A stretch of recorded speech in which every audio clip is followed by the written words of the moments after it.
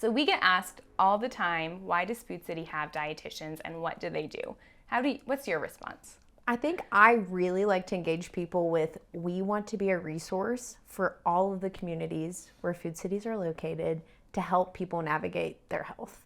And both of us worked in healthcare for a long time, and it kind of meant patients had to be sent to us, where people had to really be guided to get that information. I love that we can create things that people can access anytime they're making food decisions at Food City. Absolutely. And it's not just about disease prevention or management, but also health promotion. Now, we could tackle a little bit of that too, but when we think about the fact that people are visiting their doctor, once, maybe twice a year, they're going to the grocery store once, maybe even multiple times per week. So having access to those kind of healthful environmental cues can make a big impact. And I think a good point is there's so many different factors that impact what's going to work best for you for your health. Dietitians, traditionally, we're addressing people who already have some of those disease states they're managing. So I really love that Food City is like, we want an expert. We want somebody that can guide all of our customers. And I think, too, the cool thing is we get to have a little bit of fun, too. Like, we get to get creative. We get to do things with our pharmacy team, or I think people see us out sometimes on their social media or news. So I think we get to wear a lot of different hats. So I get excited to explain to people. I know you were saying, you're like, I could go on for 30 minutes about all the things we do at Food City to kind of, again, help those customers make health decisions. That is true. We kind of have our hands in a lot of different baskets when it comes to what our day in and day out role looks like. What is your favorite part of working as a Food City dietitian? I think just kind of placing those healthful environmental cues where the shopper is actually making their food decisions is fun for me. So kind of whether that's through content creation or developing education resources that they can access, I think that's my favorite part. What about you? I think when we are in the store, it's like there's so many sounds, there's colors, there's smells. People might not always catch on that, like, there's recipe cards in there that we're creating, or our shelf tag program. So I get so excited when we get to work with such talented people, and we play just like a small role in giving guidance and kind of getting the wheel moving. But when you get to see something that is intended to help someone live in action in the store. I think my mom's probably the biggest fan. I'm sending her texts. I'm like, here's a new recipe out. But that's my favorite part, is making it accessible. Because that's the biggest thing, again, I saw before working in more traditional healthcare. How can I connect with more people? I feel really honored that we get the ability to really create messages for so many people. Absolutely. Absolutely. I agree with that. Well, where would you, if somebody is kind of just getting started and they don't necessarily know where to start making changes to their eating habits, what would you recommend as kind of a first step in the right direction? I think we both will agree on this one, and we probably say it a few times a month minimum, is the fruits and vegetables are the biggest piece. And I think the reason we both talk about it so much, we get information about like how most Americans are eating. Most of us are not eating enough fruits and vegetables. Right. And I think when we start a simple habit, I say every single meal, breakfast, lunch, dinner, if you're having a snack, try to get at least a fruit or a vegetable on the plate. And people, if you ask them, oh, are you eating fruits and vegetables? They're like, Of course. Of course, yeah, absolutely. And then you're like, okay, what's the last fruit you had? And they're like, I gotta kind of think back, or when was that? So it can be challenging from a prep perspective, but I think it gives people a little bit of creative challenge. And then you get a lot of like color. We're both big into like, we love the fruits and veggies though, so it's easy for us to get creative in adding them in. Yeah, and thinking about that first step, we talk a lot about kind of, intuitive or mindful eating versus diet culture. And a lot of diets kind of are a big predictor of, like, if it's a, weight loss oriented diet, it's a good predictor of weight regain in the future because a lot of those are so strict.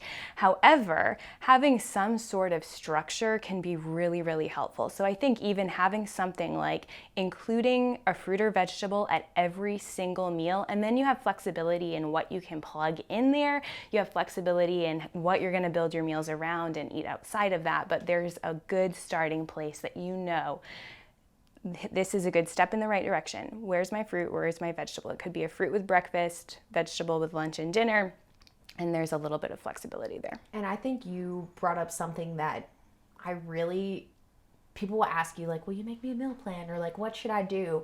A big thing is avoiding those restrictive behaviors. Yes. People are quick to say, I know I'm doing this bad, or I'm doing the wrong thing. And I think as soon as you say, what's a positive step, your whole mindset shifts. Right. It's what we're adding.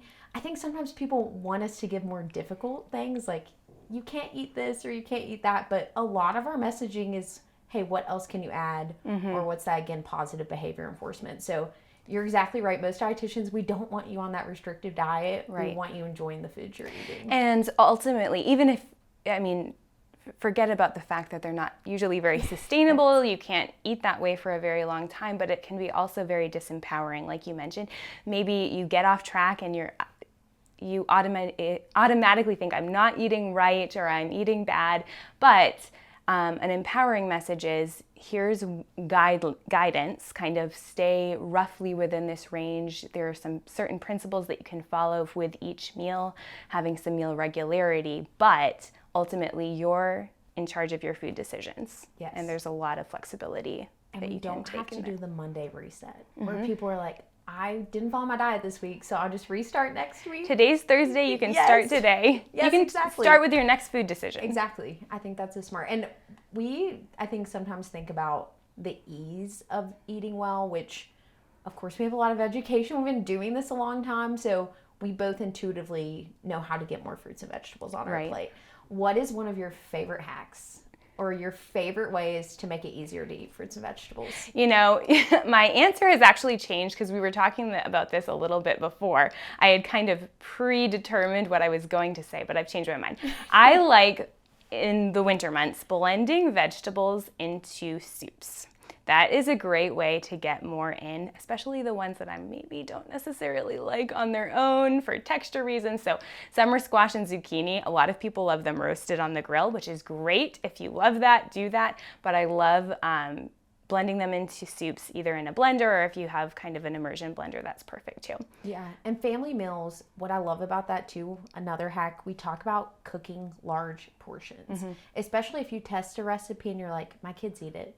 I can eat it for leftovers. Make a big batch of that. So Yes. soup is so smart because you can freeze that. You can use that for quick lunches. And then if you're having a meal that you know you've met that goal of adding a fruit or vegetable, can you cook enough to where you've already planned ahead for your leftovers to help check that box?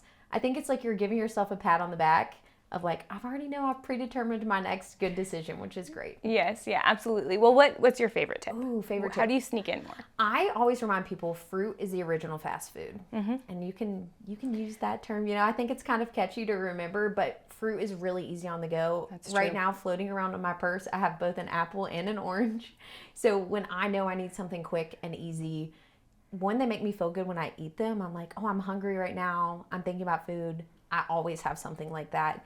And then I think too, keeping them accessible at home. It doesn't take a lot of time to prep.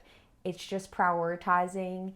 Why is this important for my health this week? Can I set a clock, turn on a TV show, listen to a podcast, turn some music on for 20 or 30 minutes, and really think to myself, why is it important for me to prioritize mine and my family's health? Yeah. To make this an easy choice for our busy week ahead. And even finding solutions that are prepped for you. If you don't necessarily want to take the time at the beginning of the week or have the time to take the time at the beginning of the week to prep, canned options, frozen, can be really quick on the go. Frozen for smoothies. Bagged salad kits, I think, they get a bad reputation for being higher in sugar, but they can really be a great way to add more vegetables in your diet. And then you can also sneak in more vegetables on top of that to kind of bulk it up. But what are your favorite kind of go-to solutions that are prepped for you, if you have any? Ooh, quick ones. I will say Food City specific. Seafood Counter is like my number one friend for getting our pre-cooked shrimp. That's a good one. I love shrimp. I feel like it's pretty neutral in flavor. It's low in fat, high in protein. I will do pasta dishes, quick sheet pan meals, throw it into a saute.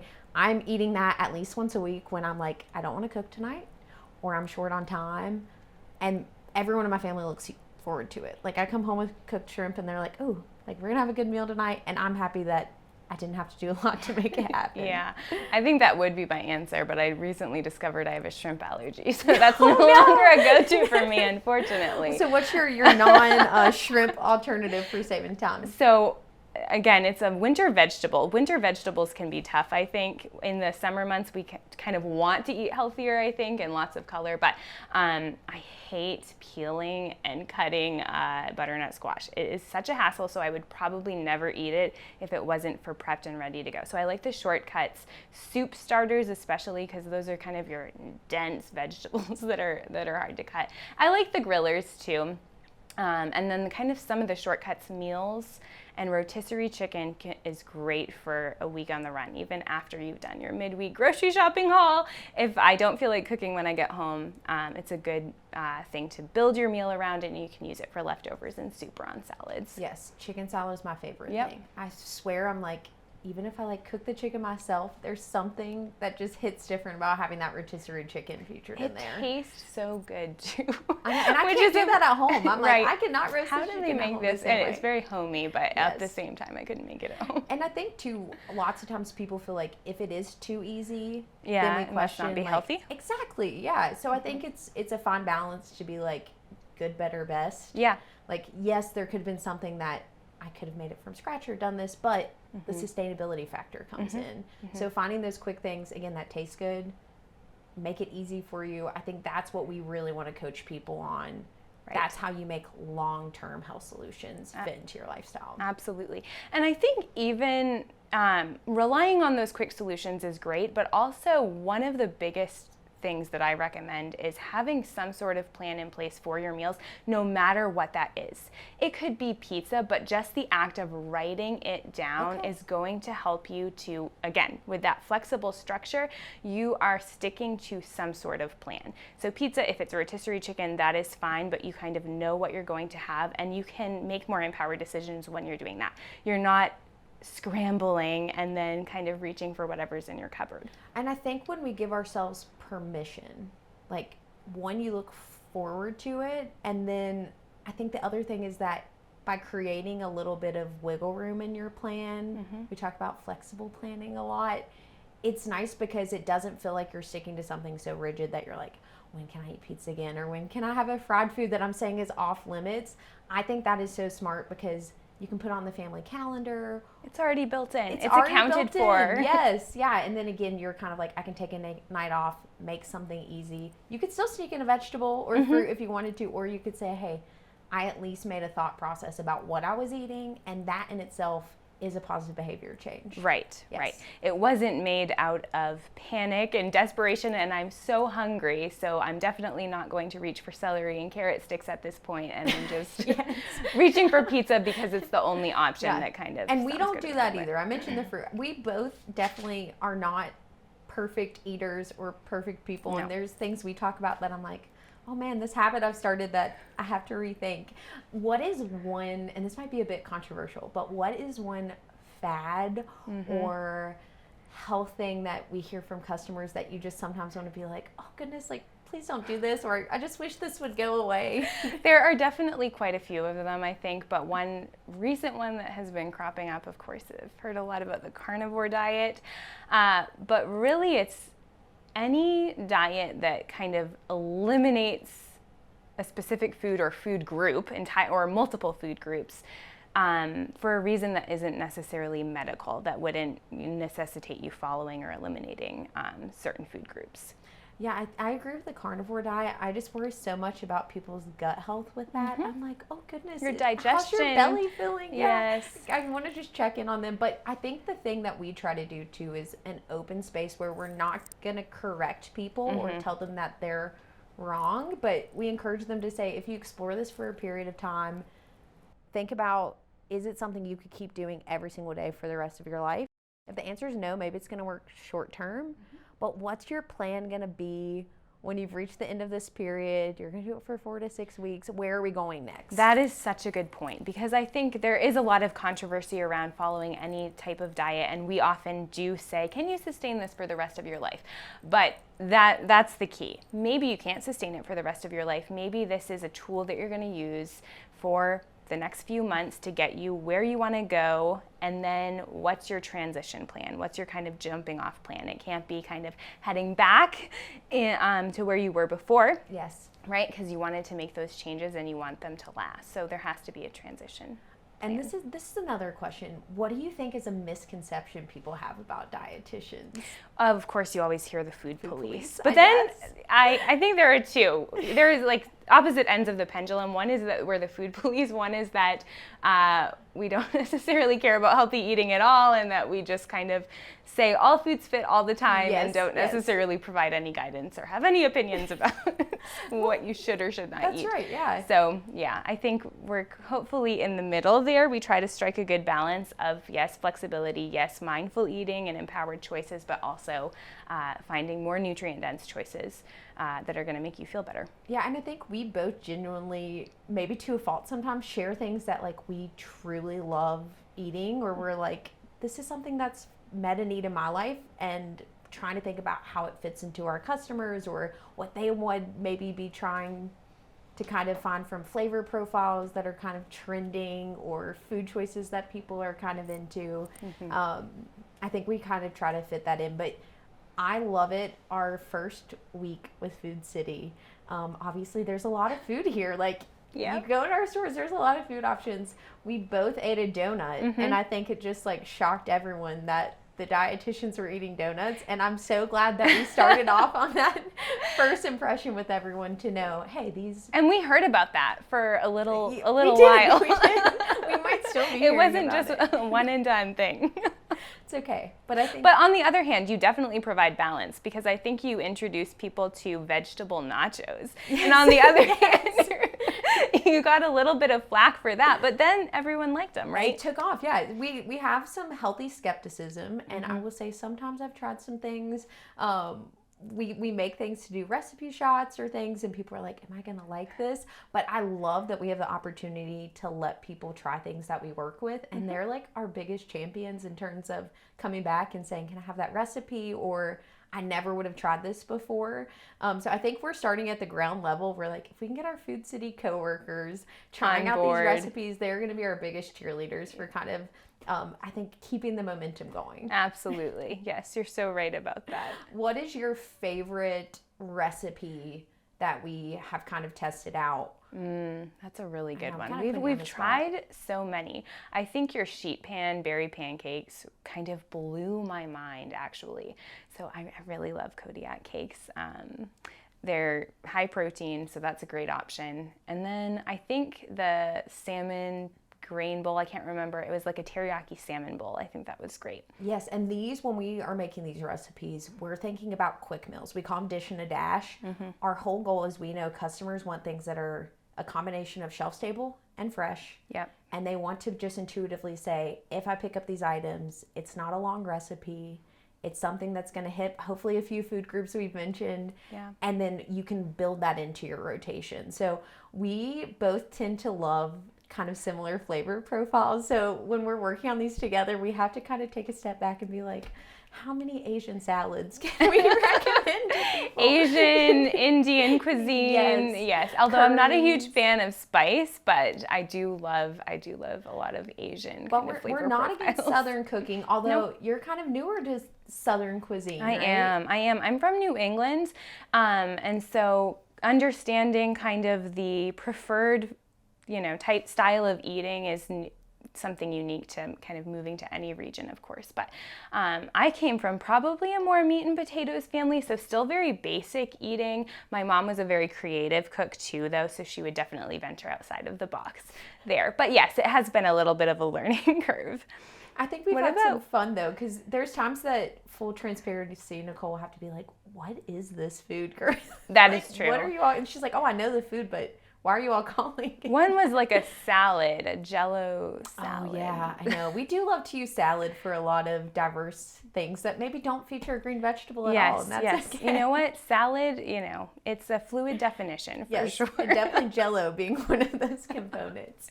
What's your favorite recipe? Ooh, I'm going to stick with you on sheet pan meals because I think once you learn to master those, it's like a light bulb goes off for me. I'm like, I like cooking. I would like somebody else to clean the kitchen afterwards. Yeah. So anything that I can problem solve in one pan, one dish is a win. And you for our Family Meals Month, where we try to inspire people to spend more time together eating family meals, did that awesome chicken thigh, zucchini and squash, which I'm proud of you for putting in there outside of your preferred flavor. But that has been just a staple for us because it had this awesome marinade that was so simple. I've used that on so many veggies. So trying a recipe once, I'm like, oh, I can use this for so many different things. And I love that when you test something and it works, and then you're like, this is something again I can integrate. That's a real solution also. And it had butter. It had an butter, herb yes. butter. You're right. And we talked a little bit earlier about kind of having that structure in place. So there's a formula that you can kind of use for those sheet pan meals. And then you can kind of plug in your protein, plug in your starch, plug in your vegetables too, whatever you like. So you have a ton of options with sheet pan meals. Yeah, and that's a leftover hack for me too, where if I have a bunch of veggies that are getting towards the end of their life in my refrigerator and I'm like, ooh, I need to use these tonight, you can kind of smorgasbord put everything together. And because you're using that singular delicious butter sauce, it all comes together beautifully. Okay, but what is your hack for sheet pan meals, kind of knowing how to, the cooking time? So if I'm using something that I'm not as familiar with maybe, and then balancing something like poultry or steak with the vegetables, some of them are a little bit more starchy, they take a little bit longer to cook. So what's your hack for that? I have two cheating things that I do. Number one, I heat my pan in the oven while it preheats. And then I will actually put a little oil down so it gets a little warm. And I'll always start with like my starchier root vegetables. So big potato family over here too. I'll put potatoes in first, let those get really crispy, and then I toss everything in. And then of course we have to remember food safety. I really just look for that protein to get to temperature, and then everything else normally at that point is crispy and caramelized. But I'm a crispy potato. I really want that crunch. Yes. So I tend to get those in there first and get them kind of cooking in that pan. Yeah, that's a great tip, and one that I'll have to keep in mind for sure. All right, if you had one other thing that you could think of, just I guess when we're thinking about this next year of sharing tips with people and trying to inspire them that eating for their health doesn't have to be complicated, what is one key message you would kind of want to share with Food City customers? Definitely find what works for you. So if that means relying on something, you talked about the good, better, best scale. If it's not necessarily the best, but it's better, and it's better than maybe the choice that you would make otherwise, it doesn't have to be an all or nothing approach. So finding shortcuts, even if maybe it has a little bit more sodium, you can kind of balance that throughout the day. Finding something that has more nutrition and maybe not as much focusing on kind of lower calorie and lower in, whatever it is that you're watching out for. I think that would be my That's a big takeaway. What about you? I think I want people to give themselves permission that we didn't build eating habits in a day, so we cannot expect them to change in a day. We oftentimes follow these plans that are like, in 6 weeks, you're going to be transformed. I tell people, take 6 months. Every time you go to the store, think about one objective for that week and just slowly ease into it.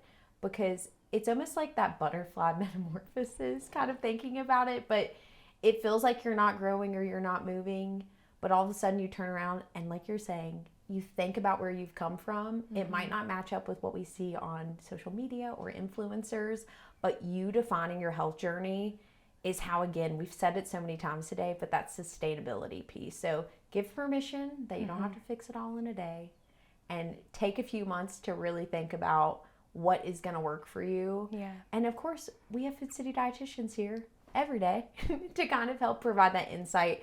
So taking a bit of time to explore resources and things like that too can help you get that plan in place. Yeah, I love that. And you're right, there is a bit of a snowball effect. When you start with those small changes that may not seem to make much of a difference at first, it's okay. You're going to accumulate after that, and it'll get easier too as you kind of build upon the habits that you started with. Yes, and being your own cheerleader. I feel like we're always trying to pep people up to be like, they're like, well, I could still be doing this. No, give yourself credit to say, I made that one change, and that's going to continue to push that momentum. So true. It is about mindset. Man, I had fun doing this today, I feel like. I did too. Was nervous getting started, but I feel like we kind of found our flow. Yeah, and people now understand more when we're creating things for them to use, what our goals are, and knowing that they're just even out there. I think that's our biggest thing. That's when I talk to people about being a Food City dietitian, I love that they're like, I had no idea that I could access all this and do this with Food City. So hopefully people have more insight from that. Yes, absolutely.